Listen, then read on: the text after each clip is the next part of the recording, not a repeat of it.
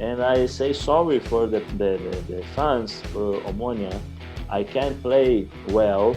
I can't play what I need to do, what I want to do. But I can say Cyprus is a special place in my life. Edo, welcome to a very special edition of the No Choftes podcast on the OLB. Now, I'm your host still, as you should know. I've got my co-host Roy here and also another co-host. There you go. Nima Tavallaey from Sempre Inter and also the Italian Football Pod. Nima, how you doing? I'm good. I'm happy to be with you guys. Thanks for inviting me. Absolute pleasure having you on. And Roy, I think I'll let you do the introduction here, my friend. Who've we got this time? Ade. For anyone who hasn't recognized the Elias, biggest player that probably have played in Cyprus for me, at least with his CV, impressive CV. Played for the Brazilian national team. He played for Inter, Genoa, Olympiakos. He won trophies at the top level, and it's a very big pleasure to have Mr. Elias on the show with us. So thank you very much. Thank you so much. We are humbled by presence here, and thank you so much for accepting our invitation. And we're looking forward to the show. And Carlos Horises, as we say. Carlos Horises. And yeah, hopefully, by the end of the show, we're going to have some Inter fans that are going to listen to our show, some Olympiakos fans and the Omonia fans here to listen to your story.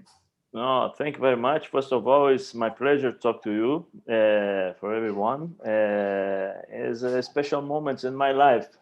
And this is, after many years you play, and many years I stopped to play football, and I still talk about my career, the countries where I play.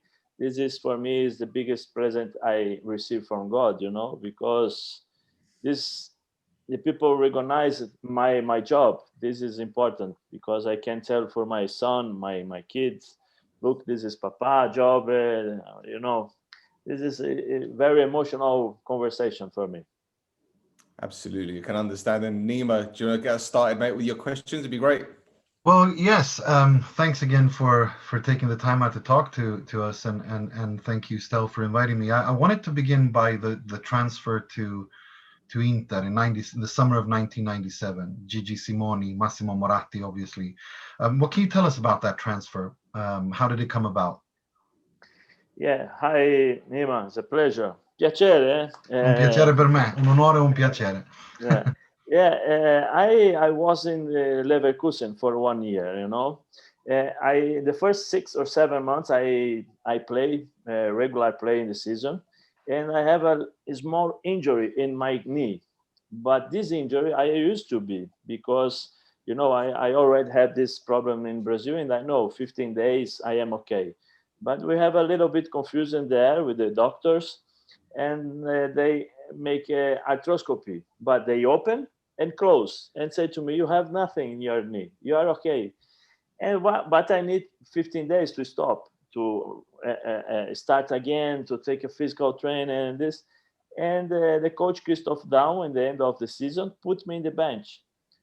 And I was young. I have 19 years old. When you have 19, you want to play every time, all the time, And I get nervous because for me it was an interest, because I play all the championship, every games, with the painful, with everything. In my first year, and the best moment in the season, it was the last 5 or 6 games. We fight with the Bayern against Bayern Munich to who take the championship. He put me out, and I say to the coach, I say, Reinhard Kalman, the manager, I say, I want to leave. No, I say, I want to leave because he make this with me, with the other players, the biggest players. He never do nothing, and I want to leave. No. We go to the holidays, and Inter Milan ask for Leverkusen. How much I costed for them, And they say $6 million, and Inter Milan go and bring me to Milan. It was something like that. It's because I fight with the Christoph Daum. Okay. Well, that fight turned out to be pretty good because in that summer, a certain Ronaldo from Brazil joined Inter as well, and that was an absolutely star-studded team. It was Alvaro Recoba, a young Alvaro Recoba, who I mean, if we look back, Ronaldo's debut, Recoba stole the headlines with scoring two absolute Against screamers. Brescia. Against Brescia, exactly. Dario Hubner scored the first goal, and then two screamers by Recoba. That was an incredibly talented team. What was it like playing with Ronaldo and Zamorano and these players? For me, I don't have a idea which one I play. I know Ronaldo because I play with him in Corinthians.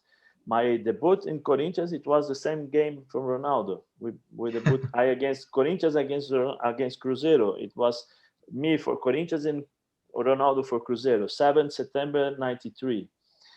And I always play with him in national team. And for me, it's used to be with him. I didn't have the dimension which team I am now in this time. But after when I go to Bologna, I realize, oh my friend, Inter Milan is the biggest team, because yes, I am young. I don't know, my mistake. I think my mistake is leaving after 1 year from Leverkusen, because if I stay in Leverkusen more 2 years or 3 years a contract, I can understand which team is the biggest team in Europe, which team is it's better to play, which country is number one in football. At this time, I have 19 years old. I want to play. In Inter Milan, it's not different. For me, play with Zamorano is the same to play the guy here in Brazil. I think it was like that. It was a big competition inside the team, When I start in Inter Milan, I remember until December, I not play. I play one time, go to the bench. Another time I go to the tribune. And the last game I remember, I think it was against Lazio, I think, before the Christmas. I am out of the bench. I am out. But when we return, I start to play, and I took the place in the 11. But it was fantastic. After when I stopped to play, I start to see my pictures, the newspaper. I say, oh my God, I play with Ronaldo, I play with Zamorano, I play with Simeone, because I am out of this world, and I can compare, what I do with the other games, what I did, no. That team was coached by Gigi Simoni, who unfortunately passed away not so long ago. How was he like as a coach, and what's your fondest memories of him? As a person, I think he is one of the best person I meet in my life. It was a fantastic person, fantastic guy. The heart is biggest heart in the world. As a coach, he's a very simple, He's not so a lot of tactics. He put our team against the opponent, but he learned. You see, if Nima is very good like that. You took him in your area, in your zone, but we start to defense to give Ronaldo the possibility to play free. Ronaldo and Djorkaeff, Many times we say there behind, Ronaldo, don't need to run. Stay there.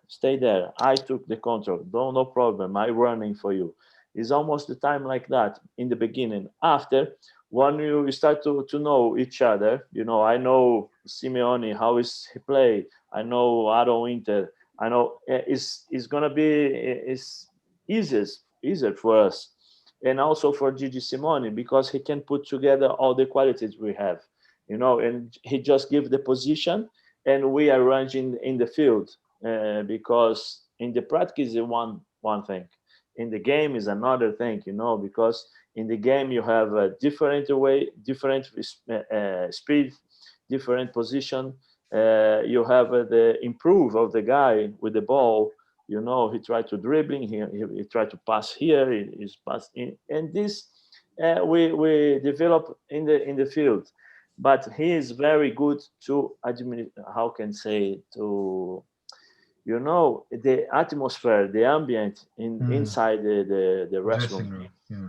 It's fantastic because everybody play for him.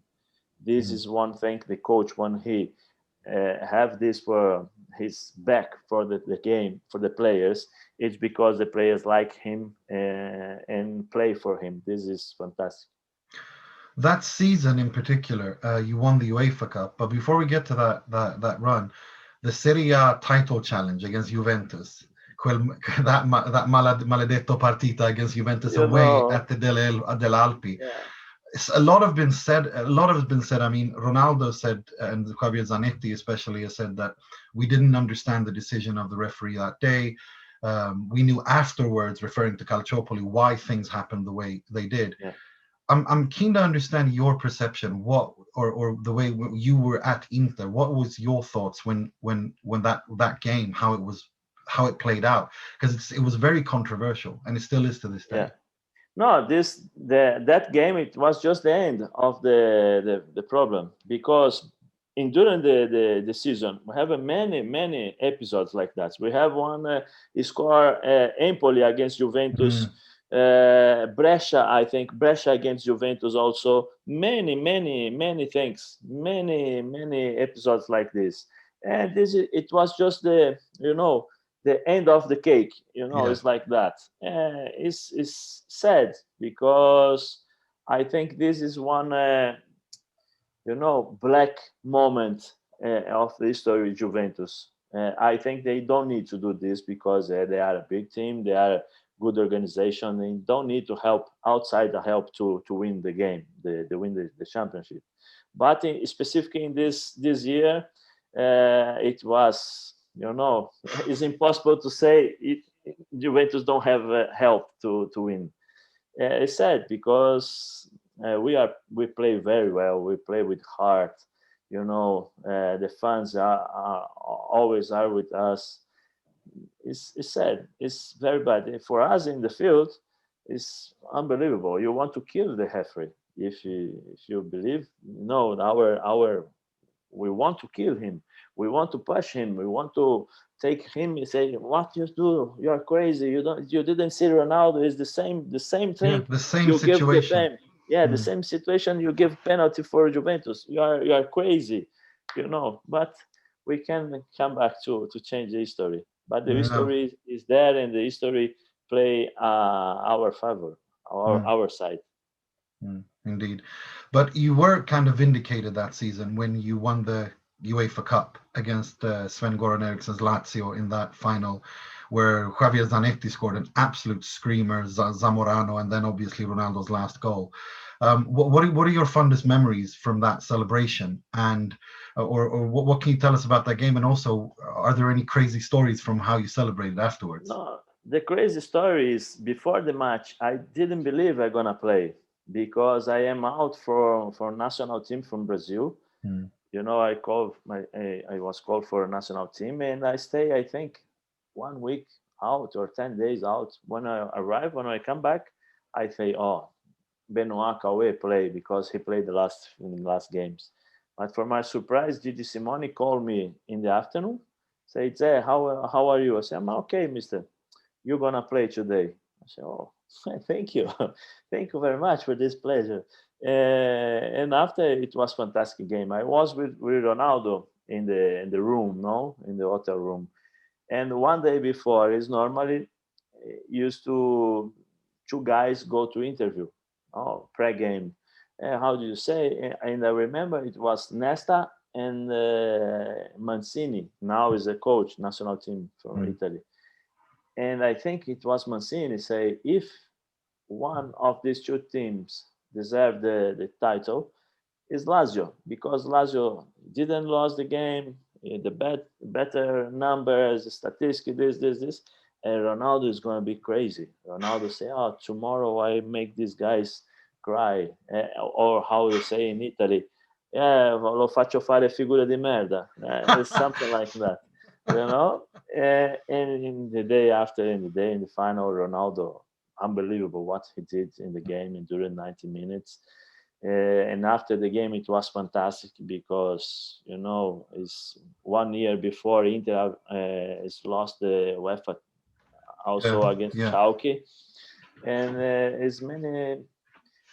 Everybody think, okay, now we go to the championship, Italian championship, and after what's happened, you just tell. It's something we'll never forget because I remember the face of Massimo Moratti after when we are in dress room. He's very happy, very very happy, and his brother also he passed away a few years ago. And I know I have the Sharpie, these things to put here because his brother gave to me in this day. I have with me here in my home. It's something for eternity, forever. These memories. Sure. The following season obviously didn't go so well for Inter, and then you didn't play that much, and then you left for Bologna. What are your memories from your time at Bologna? Oh, the first round, it was fantastic. I used to play. I am the third or second player, the best notes in newspaper. The Bologna is going to be well also. But after one arrive, not just one arrive, one Guidolin, he start to bring his guys. I have a problem with him. I have a kidneys problem. One day. Mm-hmm. I go to the hospital Friday. I stay Friday until Saturday, and Saturday I leave the hospital and go to the practice. And Sunday we're gonna play against Juventus. Always Juventus in my life.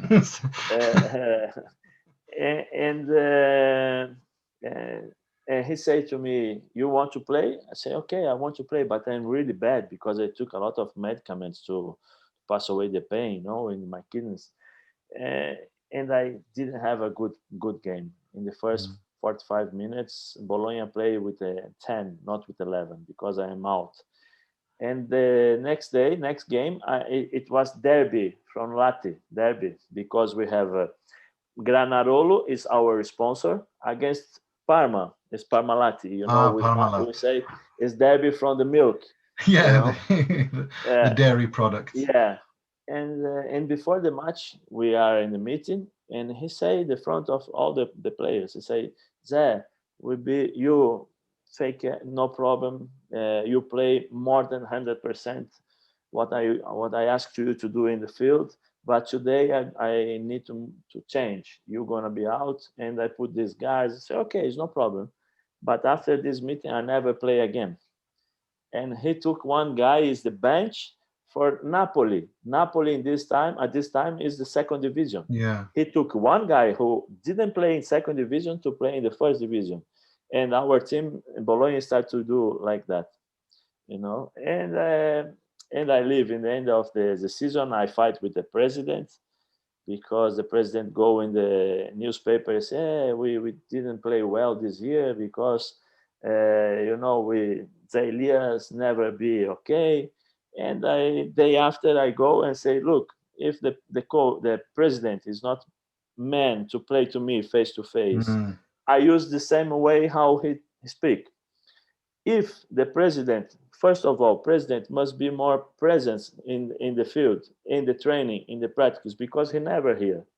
He never know what's going on here.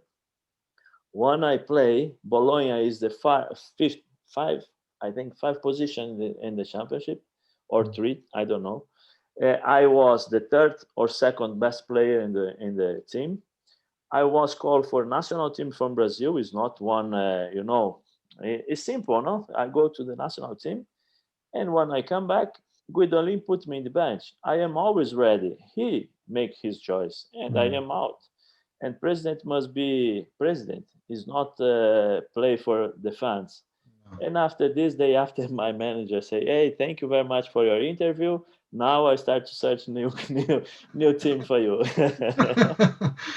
You played with Giuseppe Beppe Signori. You played with Yeah, Claes Ingesson, who sadly passed away as well, yeah. and three others and two other Swedish players. But what's your memories of Claes Ingesson as a person and as a Well, player? it was fantastic memories because we played together in the midfield. He Mm. played in the left and right. I play with the left.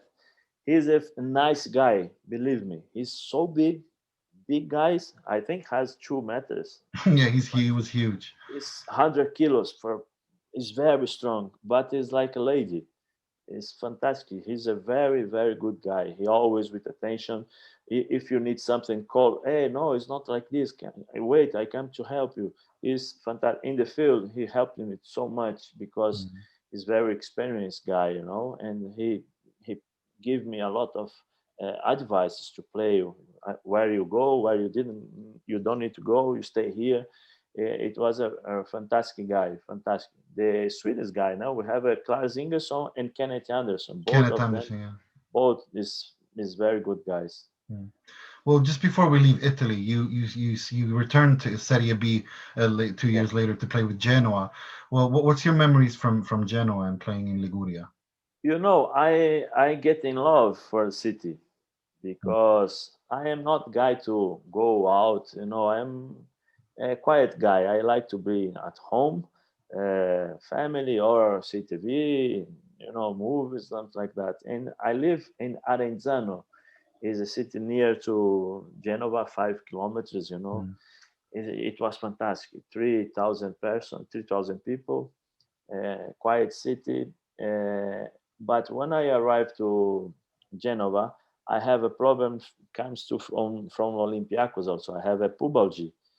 The problem. It was this problem, and I can't play. I didn't play well. I played 6 months, and after I come back to Brazil to make an operation, and I stay 4 or 5 months out because it was very, very, very inflammation. I think it's like that. I'm sorry, my English. Yeah, I try No, to it's explain. actually really good. No, it's great. It's many years I didn't talk and I don't Your remember now. English is great. Excellent. And Absolutely and excellent. I stayed 5 months out because I started took a lot of medicaments in Olympiakos. And after I play with the painful everything, but when I arrive in Genova, just only 6 months, and after I come back, for me, Genova as a city, as a person, I like too much. I like too much because the people there is different. The people who lives in sea in the sea, it's different. I know what It's you mean. fantastic. Just one last question on the league. Who do you think will win the Serie A this season? Will Inter win it this season? Do you think Antonio Conte will be able to bring I it over the finish I line? hope. I hope. I hope they find a way to play. But always you have Inter cannot lose the concentration, the intensity to play. If they lost these two things, I think they lost the championship. But I really don't believe. I think Inter today is the best or the more strongest team to win. Thank you. Oh, grazie a te.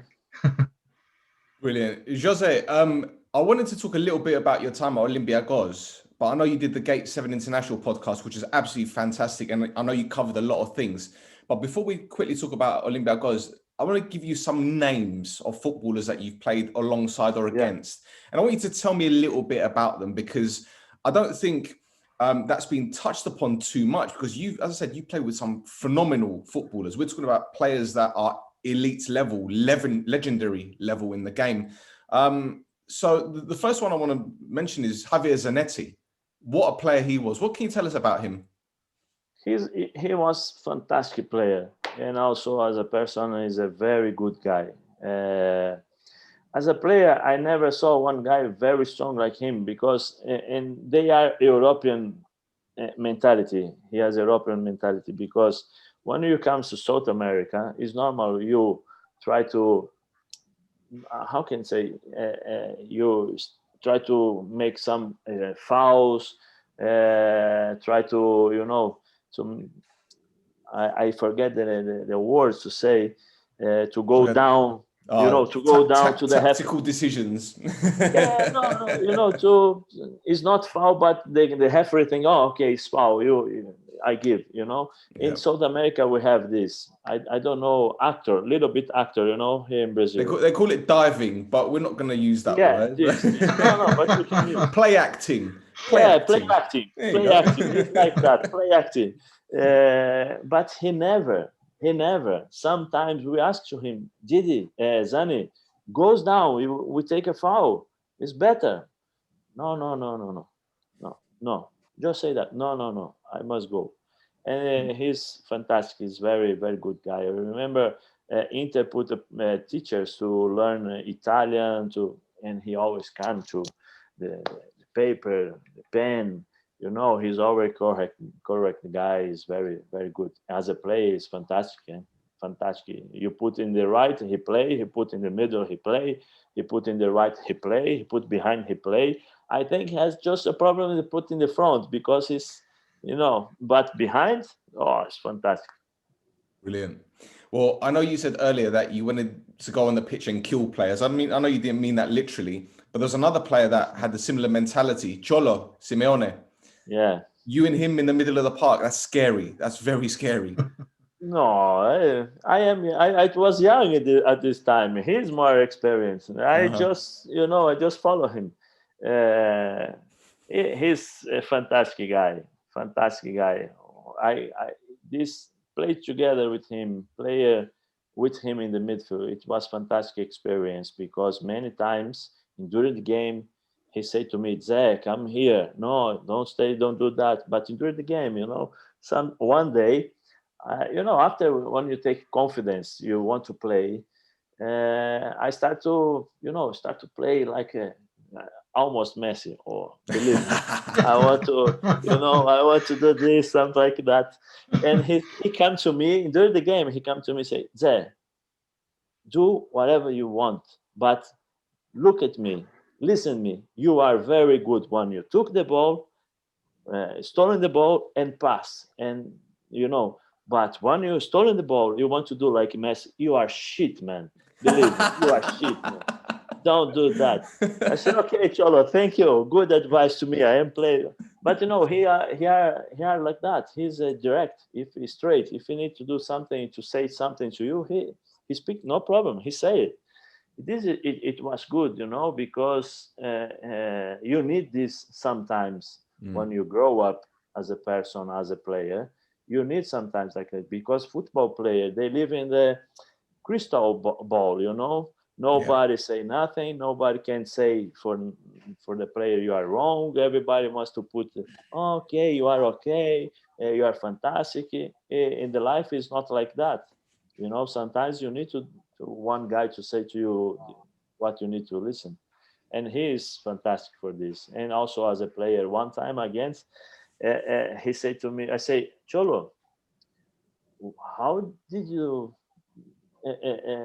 support this? Because sometimes the players give one punch, 1, 2, 3, and you did nothing, no reaction. He said, there, okay, it's no problem. I leave him. I leave the player. Think he is a power. He has a power because he gave me 3 or 4 or 5 punches. But one is okay, one is big one. He say like that. One is big one. I go and kill him just one time. It's like that. This is good because during the game you have a psychological war. Sometimes words. When you go strong, when you give one a punch in the guy, you kick him. Sometimes you need to think how is the game, and he's fantastic. And is that what he told you about David Beckham? How he thought about getting him sent off at the World Cup? Has he spoken to you about it? Did he mention it to anyone? No. But David Beckham, it was one of the most difficult players I play against because he never stopped. Believe me, he never stopped. He always moved in the game and moved one there, one there. He never took the ball in the same place. Never. Is a fantastic because everybody say, no, at this time always is the husband for Spice Girl. husband for a Spice Girl. This time is this conversation, but he not just this. He's a fantastic player. He has a way how they kick the ball. He kick Yep. the ball.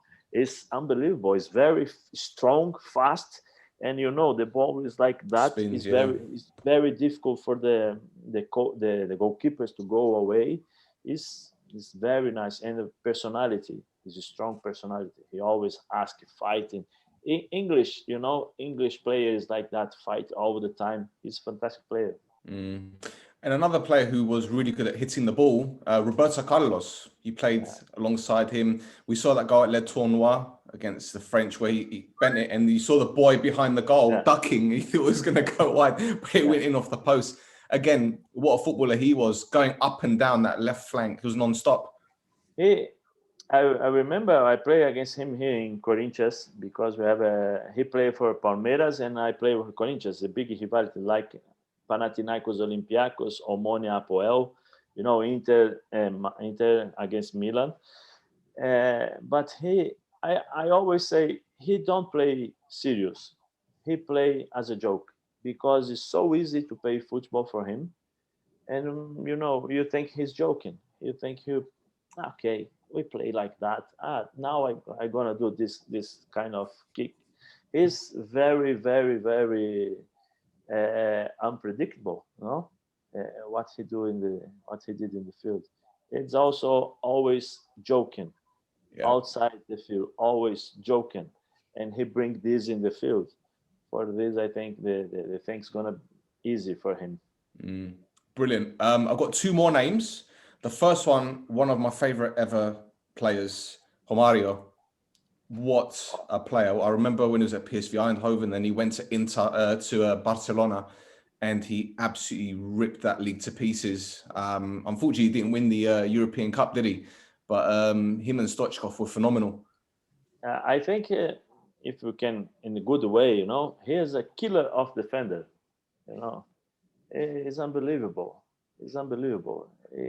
In Brazil, many years ago, we have the best attack players in the world. Romario is one of these because you can see the difference between the good player, the biggest player, and the player comes from the God, Yeah. It's like that. He is very fast, think, in the way how he did the things in the field. You never know. You never know. He's very fast to think and to execute. And this for him is fantastic. I think he's number one for the speed, how they finalize the game. Fantastic. And the final player, Ronaldo, R9. I don't even know what to ask. I have a million questions to ask about Ronaldo, and I'm sure you have a million and one answers. There was obviously the World Cup in '98, but then 2002 with the hair, which you told me about. Maybe that's a story you could tell us. You mentioned the incident with Mancini, but he had a bit of an up and down career when it comes to injuries. Yeah. He was very unlucky. But yeah, what do you remember about him? Like I said, I'm going to sit here and get the cigar out and start smoking. Yeah. No, first of all, he's a very simple guy. Very simple guy. He's the biggest guy in the world, and he go to visit the Pope, and he bring me for one memory. He bring this thing, you put in the hands, you find. He bring me. He remember me, He don't need to do that. He's a fantastic guy, very, very good guy. As a player, I think for me it was the best. I played together. I saw the play. It's fantastic. I saw now many comparisons. Messi, Cristiano Ronaldo is the. I don't think so. I think Ronaldo is the first one. Ronaldo, if you saw the practice, you didn't believe he is a human being. He didn't believe because he did something. Fantastic. One time, we are playing Partitella, is a small field, 11 against 11. And I was marking him. I was in the defense with him. They make a corner. And I don't remember if Beppe, Bergomi, or Galanti, they took the ball away with the head. I saw the ball. When I saw the ball, I said, okay, where did it come? And he took poof, and go. I say, where is the ball? I didn't see the ball anymore. He's a fantastic guy, fantastic guy. In the you never know if you go to the right or the left, or you go in the street. You know, street ahead is. Beppe Bergomi have a lot of problems in the practice because Bergomi had 36 or 37 years in '97. You know, and That's not fair. That's bullying. That's bullying the older people. It's not fair. No, it just had Ronaldo go and straight ahead with him. But in 50 meters, he dribbling Bergomi because you know this guy, this things he, but he never know. And Bergomi start like that to try to search which side he go, right or left, and Ronaldo go to the right. Never make the right choice, you know, because Ronaldo is very fast. He's fantastic, phenomenal. I think the best one, the best. After we have a Zidane, you have a Baggio, you have a Weah also is fantastic player. I plays against him when he's in Milan. Boban, but the quality as Ronaldo is difficult to find. I think Marchegiani is still dizzy, isn't he? He's still dizzy even to this day. Yeah, Marchegiani have a problem in the spine until today. You know, because he's all over the place. Yeah. Lovely. Well, before I pass you over to Roy, there was a story that you told me a while back about Ronaldo's hair in 2002. Can you share with everyone else? Yeah, because everybody look at him with this, you know, this hair here, but he has injury in the leg, you know, behind, muscular injury, and he did that for. Everybody talk about the hair. He don't think about his injury.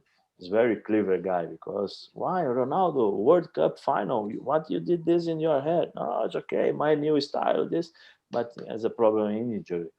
He's a clever guy. Clever, believe me. And he was the match winner in that final. Yeah. What a player! What a player! Thank you, Jose. Appreciate it. Roy, go ahead, my friend. Actually, you know, I was listening to your stories and I felt like a child that his granddad gets the story out and he reads it. He's like, really is that one? Same here. So many you're not a granddad, Jose. We're not calling you old. We're just saying that you're. But I know. You know, after I understand everything what I say now because I stopped to play. Remember, sometimes the people ask you know, you are the more youngest player. You are the youngest player playing in Corinthians. You are the first guy who play in national team under 20 Olympic game and professional and Brazilian national team in the world. I never think about that, you know. But after when we start to talk, I say before, it's very emotional conversation for me because I remember my memories. I remember everything I did to play football, and this is don't have a price to me. Understand? For me, it's special always when I have opportunity to give this interview or conversation. For me, it's not interview; it's a conversation with friends. Bravo, very nice. Thank you very much. Thank you. You know, in all honesty, I was, because I'm also an Olympiakos fan. I wanted to ask a few questions about Olympiakos, but I'm not going to do just that because, like Stel said, if if someone wants to hear about, you know, your time Olympiakos, you've done a podcast recently with the boys at what was it called, Stel? If someone wants to watch Gate 7 International. The Gate 7 International. Yeah. I followed your career in Olympiakos a lot, so I know. I just want to ask you one question because for me, my favorite player was Giovanni. So I want you to tell me only about Giovanni and then move on to Omonia. Yeah, he's not so, he don't speak too much. He's very close guy, but as a player, he's fantastic also. He's unbelievable. Because he's very big, very strong, but the technique is like he play is like a children, you know. It's very easy to play.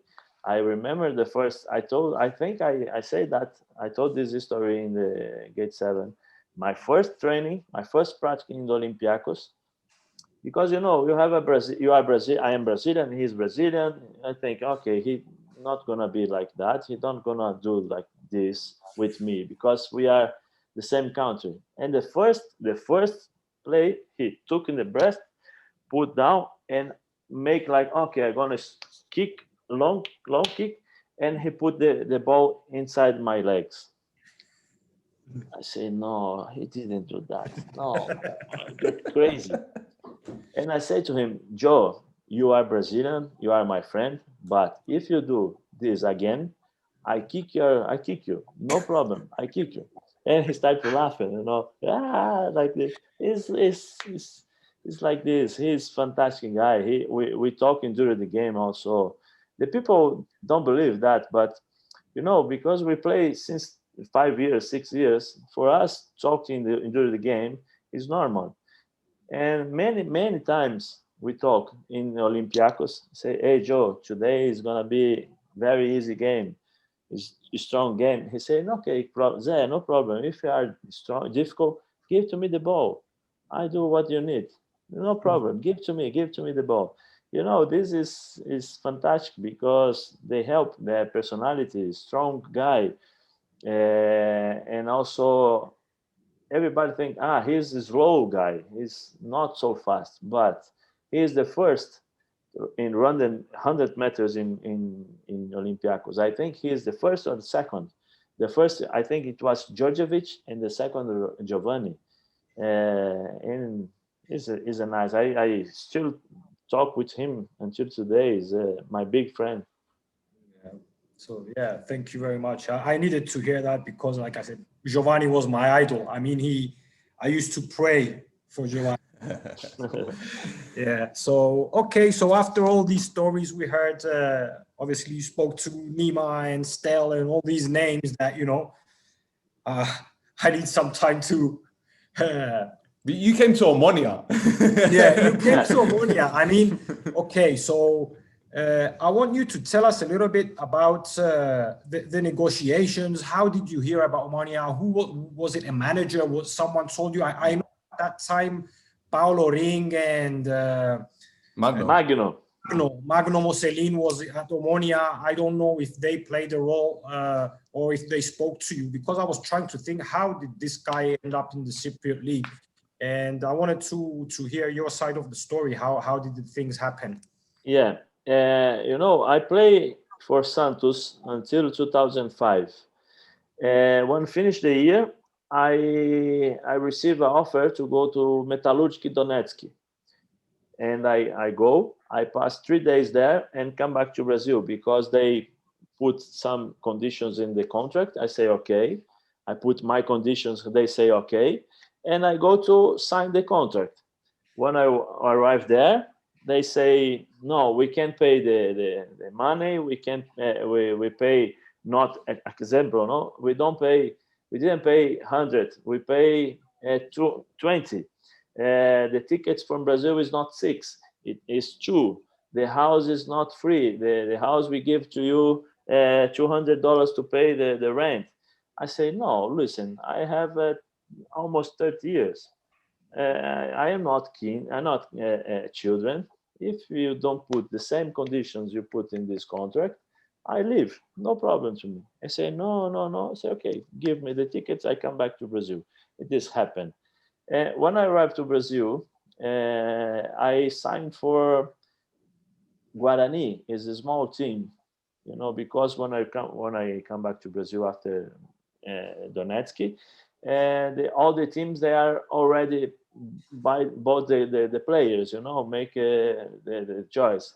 And I go to Guarani. I say, okay, I play 3 months. In June we go out. I try to come back to Europe, but I get divorced in this time, and my wife, my new wife, now, he get impregnated.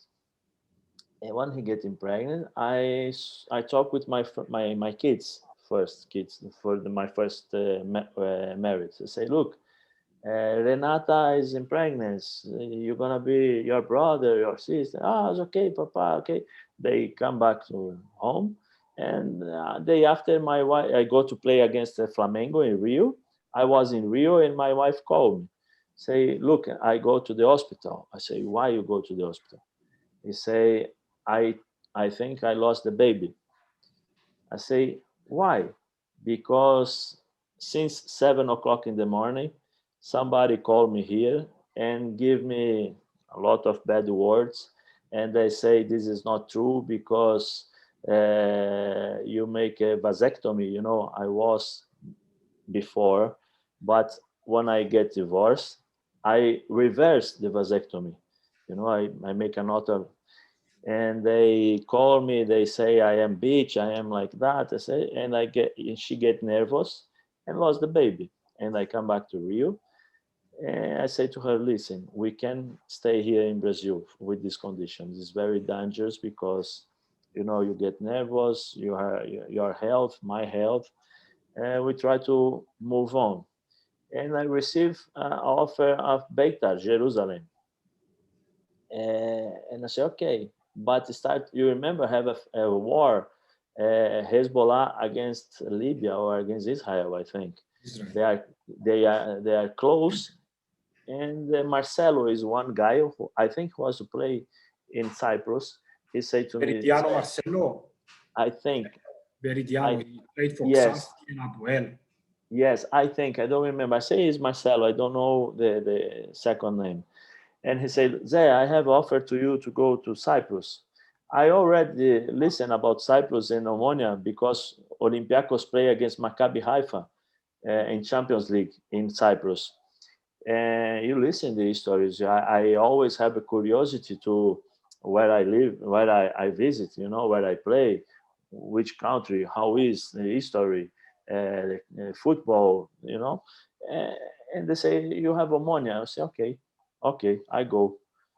And I go to Omonia. But when I arrive in Omonia, I think it's 1 week to start the championship. I remember. I arrived almost in the end of the pre-season, and the team is already with the Costas, Dobra, in the midfield. It was very difficult to me to go inside. And my wife also started to make a treatment to try to get pregnant again, and it was very difficult moment for us. It's the first time I talk this story. No, nobody knows.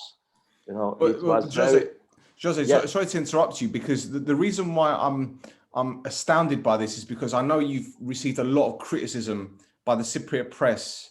You came with a big reputation, but no one knows what happens in your personal life. And it's easy for them to say, oh, he was a rubbish player or he didn't do well, but they didn't know what you were going through. Sorry to interrupt there. No. It's the first time I spoke this. Nobody knows, but my wife started to make a treatment to try to impregnate again. We tried 3 times. First time doesn't happen. Second time don't happen again. And the third time, Dr. Sozos Faziolotis, the clinic, it was Isis Clinica. Today is Isis Clinic in Cyprus. I think this is. Yes. He comes to us and say, I think I know the problem.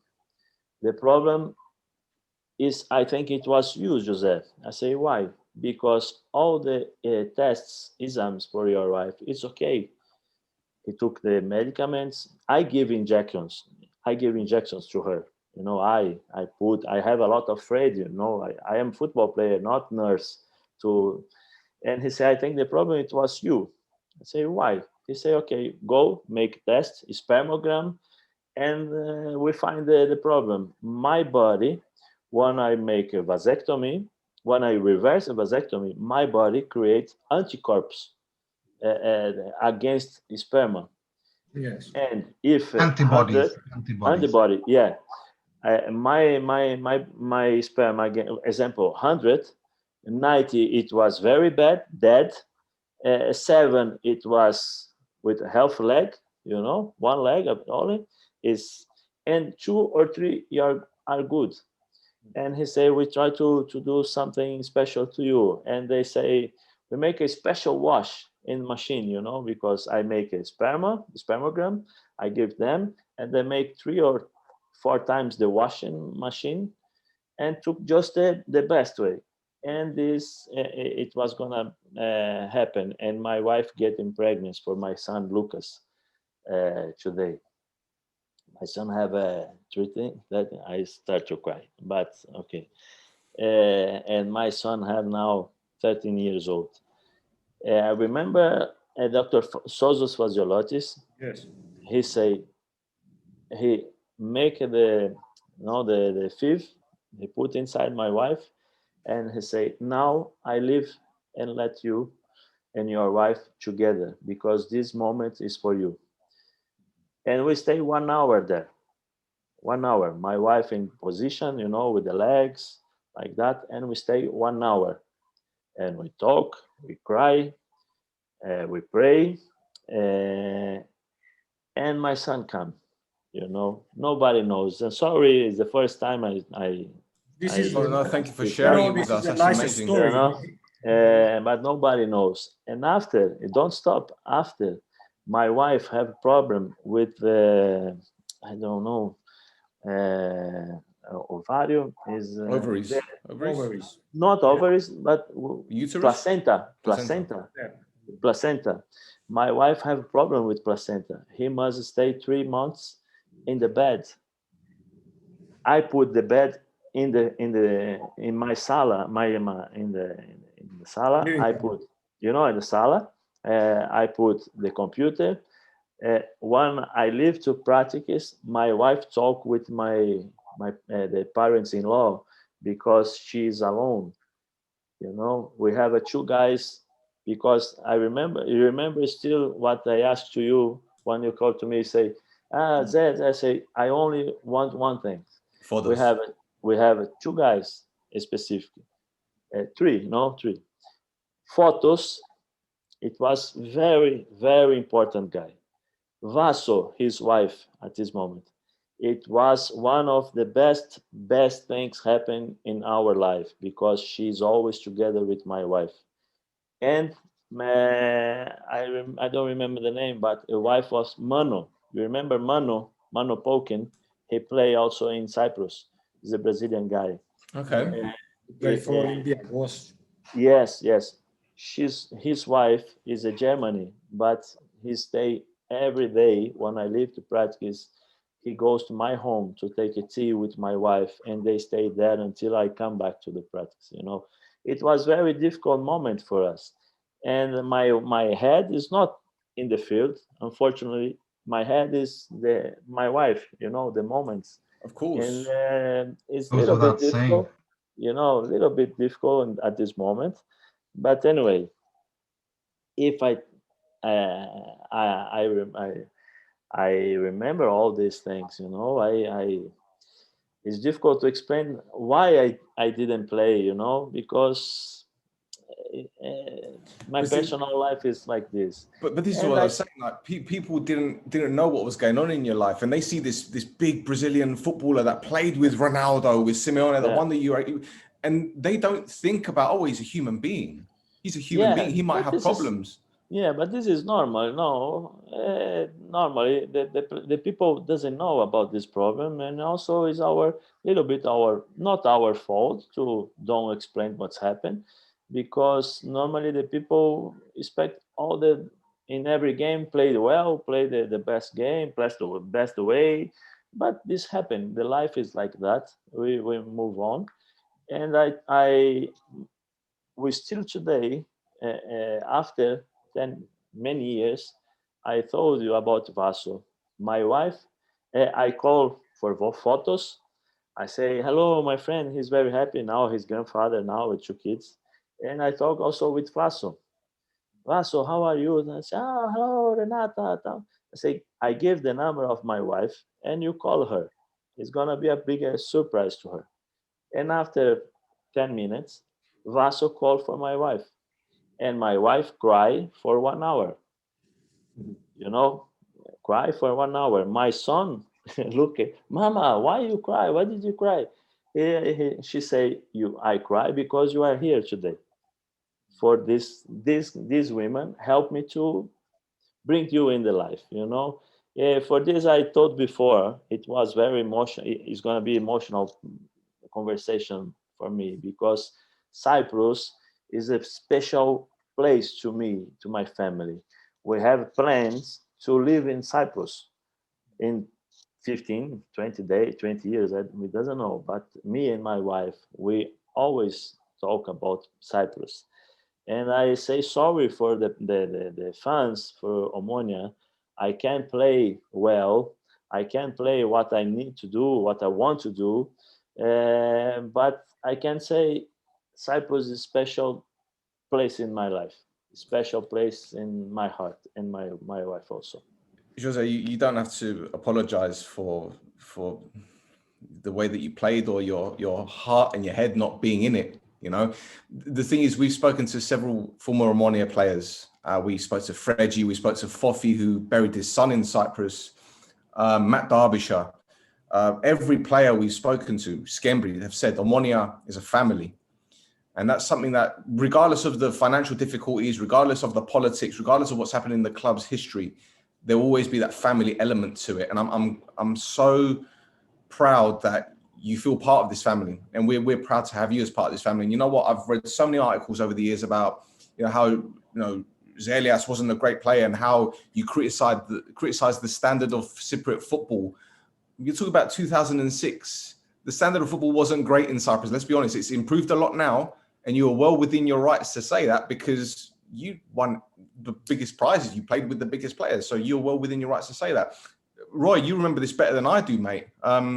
It was a difficult time for the club back then, wasn't it? So they had to find a scapegoat in some way, didn't they?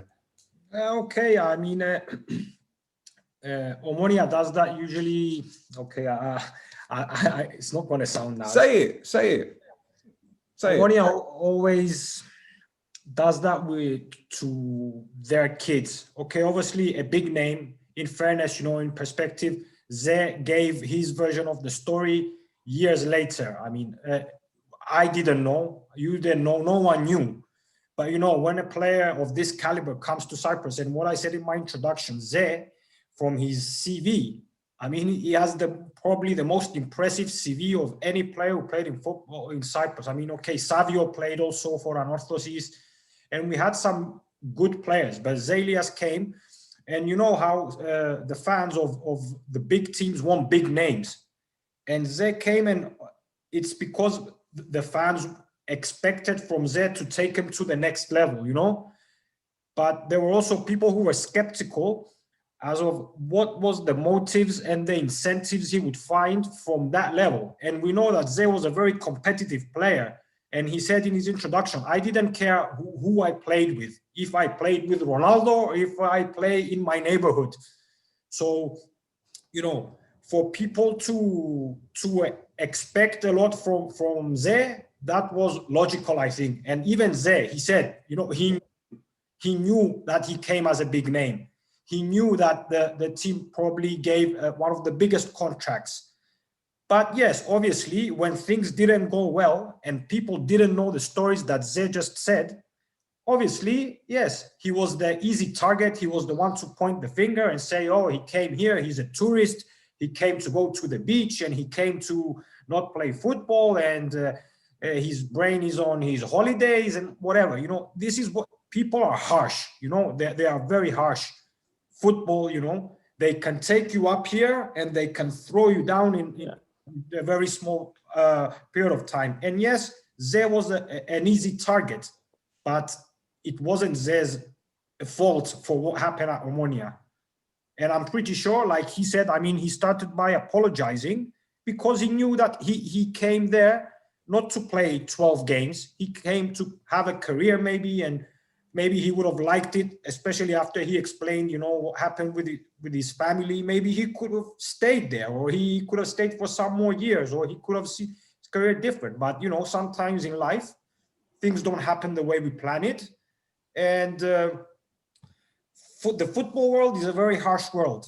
And some people don't care. Even if Ze went outside and said something, probably some people don't care. He say this is not, you get paid to play football, and they think that football players are machines, that they don't care about anything else, and so in a way, okay, he was the easy target maybe, I don't remember. Okay, there was talk, but because it was because of his caliber, his name, this was the talk about it. And that's it. I don't think someone blamed Zé for what happened to Omonia. But sure, they expected more, and Zé expected more of himself, But let's just, mellow things down. Jose, can I just interrupt 2 seconds? Were you on big money? Pardon me for asking, but were you on a big contract? Like, were you the highest paid player at the club? Do you think that's why I don't know. Just what I'm saying. Like, no, the defense player don't take a lot of money as a attack player. The creative players. I took a little bit money when I was the Inter Milan for Olympiakos. It's not big thing, but I took a little bit. Fair enough. It was. So you mentioned Kostas Gayafa and Dobrasinovic. Yeah. And, we spoke to Guido Hoffman, who played with Kostas Gayafa, and he said he was a world-class player. He could have been a world-class player, I should say. He was a fantastic footballer for other nations. Anyway, when you remember your time at Omonia, did you see any players there that stood out and you could have thought, wow, they could have played in Serie A or maybe in the Bundesliga? I think Costa can play. Costa have one guy also in Apoel, is the front guy, and after he played in Europe. Yes, he's a small one. Yeah, one small guy and very. Oh, big guy. Yorgos Vakoutis is a big guy. I think it was one small one in playing the front. He's very fast guy in Apoel. I don't remember. I think Dobrasinovic is a very good guy, very good player. Maybe he can play, as an example, in Spain. He can play easy at this time because he's very, very, very strong guy, very good, and a very good guy. I remember also Nelson. He's a Cabo Verde guy. He's a Portuguese. Nelson Vega. Nelson Vega. Yeah, he's also is a good guy. Not play the first level, but he can play in the other level. Portugal, Spain. He's in the middle team. In Spain. He's also. We have some good players there, but at this time, I remember Cyprus is not so. The level is not so high. Yes. Because I remember the guys have studying in the morning, practice in the night. Some guys work in the day and play in the night. Is something like that. I remember. I'm not right because I get old. My memories is not so like that. Maybe now Cyprus is going to be more professional, more high level the football, because I saw many teams. Some teams goes to the Champions League. Goes to the UEFA European League. It's nice. I'm happy when this happened. Great stuff. I've got 2 more questions before I let Roy get in with his ones. We've got 2 players at the moment that are Brazilian, Thiago and Fabiano. Do you know much about them? Because Fabiano has been one of our strongest players this season. He's kept us in a lot of games, the goalkeeper. No, I really doesn't know, these players because I told you I have a lot of things to see here in Brazil because English, Italian, Spanish, Brazilian. Cyprus is down there somewhere. No, I really saw the house from Cyprus to live because I told you I have planned to live in Cyprus when I get old.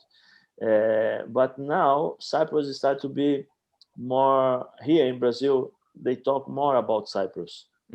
They talk more about the players because they ask to me, they ask to Paulo Hinck, they ask to Magno, and we start to talk more about Cyprus.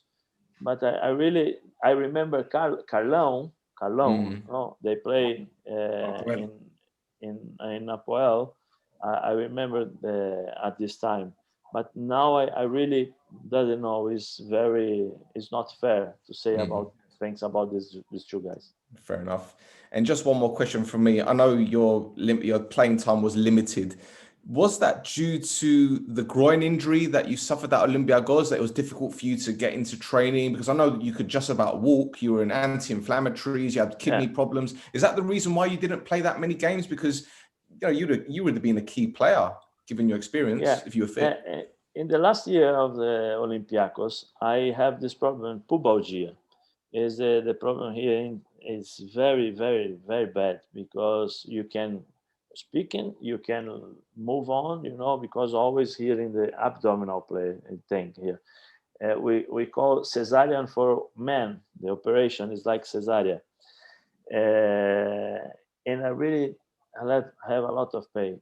In Olympiakos, when I arrived to practice, I took anti-inflammatory and muscular play also, and injection.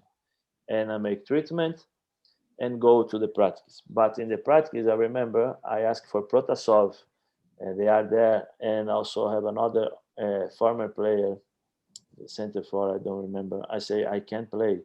I say, okay, stay out. And I stay.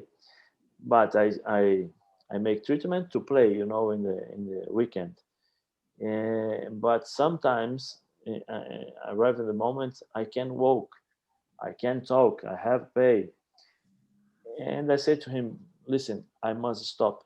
I don't have life anymore. I can to go to the toilet, I must take a pills. To walk, I must put always take something to grab something to go. This is not life. If I can have a normal life, I can play. Yeah, okay, no problem. And the day after, they give me a letter to me. I need to explain for them how one day ago I am okay, 100%, and the day after I go to the practice with this painful. This is the way many clubs did to send away the guy. They don't have a courage to say to you, look, we don't need you anymore. Please, we make a deal and you will leave. Not because you have a money, you have a contract, you force the guy to say, okay, I don't need this money. I put the money I took until today. The next money, the next year, I don't need anymore. It's a psychology, a way to push the players. Olympiacos did this not just only with me, make with Bermudez, make also with Alves, the other players. And I say, okay, I go on. But the period when I have this problem in Olympiacos, I took this in the morning. I told, I go home, I come back, the doctor give me the injections. It's not me, the doctor, the physiotherapist make the treatment. The coach say to me, go outside. The director, Kulis Durekas, is inside the dressing room, and he saw all the things. And the day I received the letter, all these guys are in front of me. And I asked for the doctor, you give the injections yesterday in me. Why is this? He don't say nothing. For the physiotherapist, I say, Theo, we did treatment. I go to your office. No, a private office to help me. Why? Nothing. It's normal. I very, upset for this. But you understand how is the football. As Roy say, it's not the press rush your life. And the clubs also rushing your life. The clubs also destroys your life. It's normally in the football. A lot of people, they don't understand, or they can't imagine how is inside one football club. Unbelievable. Jose, thank you for your time so far, my friend. Roy's got a couple more questions, and then we'll let you enjoy the rest of your day. Yeah. Thank you very much. Just a couple of quick questions. Okay, when you obviously you explained to us earlier what happened and the reasons why things didn't work out the way everyone planned it at the time in Omonia. But when you came there, I don't remember your contract. Was it for 1 year, 2 years? What happened when you left? Because you just explained with Olympiakos that, all these things that happened to break your contract with Omonia. Did you live in good terms? Was it okay? I mean, did you agree on the settlement there? No, I have a contract just for 1 year, yes. And also the Omonia doesn't pay for me the last 3 or 4 months. But anyway, after I asked them for FIFA, because I come back to Brazil, I can go to the Omonia, Cyprus, and we make a law, go to the FIFA. FIFA ask Omonia, and Omonia pay as well, no problem. It's only 1 year because we doesn't know what's happened, what's gonna do during the season, no. Okay, so for me, these are all my questions. Only one last message to the Omonia fans. One last message from you to all of the Omonia fans. I'm sure are going to watch our program, and they're going to be waiting for some message. No, I first of all, I say sorry again, for didn't do or didn't I say play as the spectator for the fans. I told the first time my history. I really want to do this. I want to play, but in few moments my red is not well to play. And I really appreciate all the things I received from Cyprus, from the fans, for the directors, for the people. Thank you very much for all of my heart, for everything. I really say thank you for being part of my history, because Cyprus never go out from my heart. It was a special moment in my life, and the life of my wife. And I really want to see the games of Omonia. Maybe in 15 years or 10 years or 15 years, I think, I'm gonna be in Cyprus to sit your side, Roy, and saw the game for Omonia. Thank you very much. We'll get the season ticket together. Thank you very much for all. You see, my son. You see how the Cyprus is special for me.